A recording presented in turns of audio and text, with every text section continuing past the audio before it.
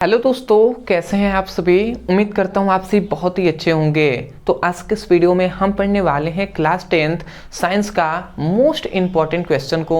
आज के इस वीडियो में हम पढ़ेंगे जो है पोषण। तो पोषण किसे कहते हैं पूरा हम डीप में इस पर डिस्कस करेंगे। उसके बाद हम जानेंगे पोषण के प्रकार। तो पोषण के दो प्रकार मुख्यतः होते हैं, स्वपोषीय पोषण और एक होता है विषम पोषीय पोषण। इसी को ही हम स्वपोषण के नाम से भी जानते हैं, थोड़ा सा डिफरेंट होता है। विषम पोषण किसे कहते हैं या पर पोषण किसे कहते हैं पूरा हम डीप में डिस्कस करने वाले हैं। अगर आपने इस वीडियो को देख लिया तो आपको कोई भी परेशानी नहीं होगी। तो चलिए हम स्टार्ट करते हैं। तो सबसे पहला तो हमारा यही है कि पोषण कहते किसे हैं। पहले तो हमें यह समझना है पोषण, ठीक है। तो पोषण किसे कहते हैं। पोषण का सिंपल सा परिभाषा यही होता है कि मान लेते हैं कोई भी जीव है, जैसे हम हैं आप हैं, तो जीव क्या करते हैं, भोजन करते हैं, ठीक है। तो जो भोजन करते हैं उससे कुछ पोषक तत्व तो हमें प्राप्त होते हैं, जैसे विटामिन, प्रोटीन, ठीक है, फैट्स, ये सब प्राप्त होते हैं। तो उसको हमारा शरीर ग्रहण करता है। तो ग्रहण करने की जो प्रक्रिया है ना, वही प्रक्रिया पोषण कहलाता है। मतलब परिभाषा हम क्या कह सकते हैं, हम कह सकते हैं कि जीवों के द्वारा खाद्य पदार्थों से पोषक तत्व ग्रहण करने की प्रक्रिया पोषण कहलाता है। समझ गए। परिभाषा हम लिख दे रहे हैं। परिभाषा हम यही लिखेंगे कि जीवों के द्वारा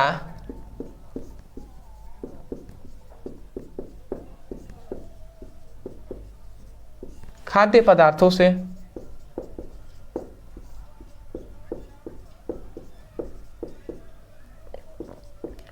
पोषक तत्व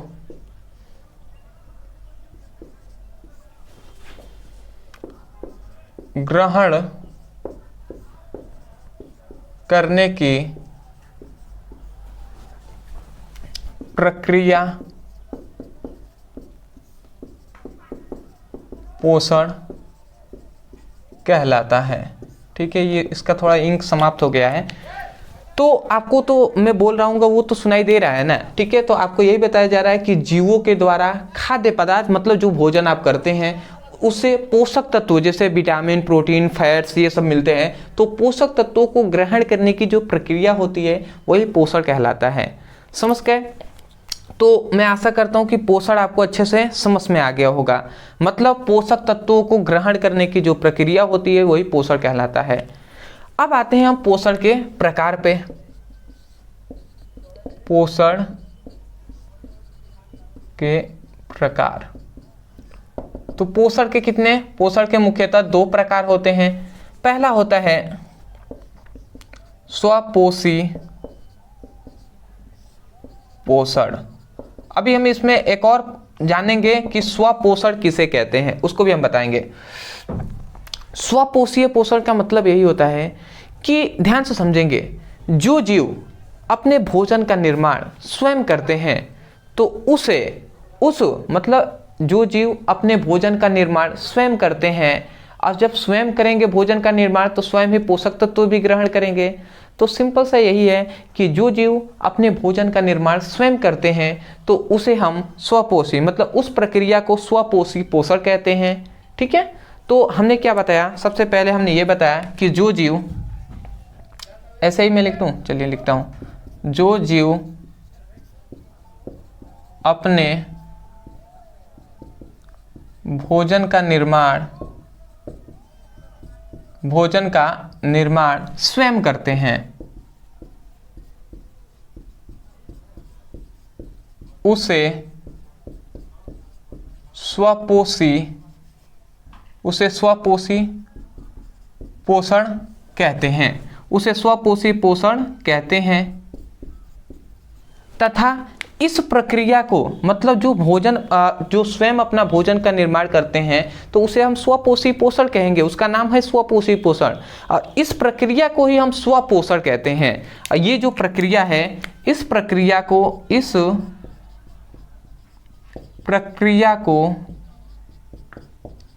स्वपोषी पोषण कहते हैं। इस प्रक्रिया को ही हम स्वपोषीय पोषण कहते हैं। आशा करते हैं कि आपको समझ में आ गया होगा यहाँ पे क्या बात हो रही है। जैसे कि इसका एग्जाम्पल से हम समझ लेंगे तो अच्छे से समझ में आ जाएगा। एग्जाम्पल है जैसे पेड़ पौधे, ठीक है।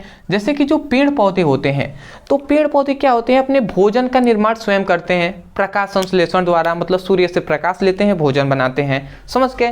तो जो ये है ना, ये क्या कहलाएंगे, जो पेड़ पौधे होते हैं जो स्वयं भोजन का निर्माण करते हैं, तो ये क्या कहलाएंगे, ये स्वपोषी पोषण कहलाएंगे। इनकी जो प्रक्रिया, जिस प्रक्रिया द्वारा ये भोजन बनाते हैं, उस प्रक्रिया को ही हम स्वपोषण कहते हैं। सॉरी, इस प्रक्रिया को स्वपोषण कहते हैं, स्वपोषी पोषण नहीं, स्वपोषण कहते हैं। देखिए मिस्टेक हो गया है, इस प्रक्रिया को स्वपोषण कहते हैं। समझ के आ गया होगा, थोड़ा सा मिस्टेक हो गया था, ठीक है। जो जीव अपने भोजन का निर्माण स्वयं करते हैं उसे स्वपोषी पोषण कहते हैं, और इस प्रक्रिया को स्वपोषण कहते हैं। आते हैं दूसरे पर। दूसरा हम जान लेते हैं जो है विषम पोषी पोषण। विषम पोषी पोषण का सिंपल सा परिभाषा यही कहेंगे, जो जीव अपने भोजन का निर्माण स्वयं नहीं करते हैं बल्कि दूसरों पर आश्रित रहते हैं, मतलब दूसरों पर निर्भर रहते हैं, तो उसे हम क्या कहते हैं, विषम पोषी पोषण कहते हैं। इस प्रक्रिया को ही हम क्या कहते हैं, विषम पोषण कहते हैं। मतलब सिंपल सा है कि जो जीव अपने भोजन का निर्माण स्वयं नहीं करते हैं बल्कि दूसरे पर आश्रित रहते हैं, दूसरे पर क्या रहते हैं, आश्रित रहते हैं, आश्रित या निर्भर, आश्रित रहते हैं, उसे क्या कहते हैं, उसे हम कहते हैं विषम पोषी पोषण। उसे विषम पोषी पोषण कहते हैं। और इस प्रक्रिया को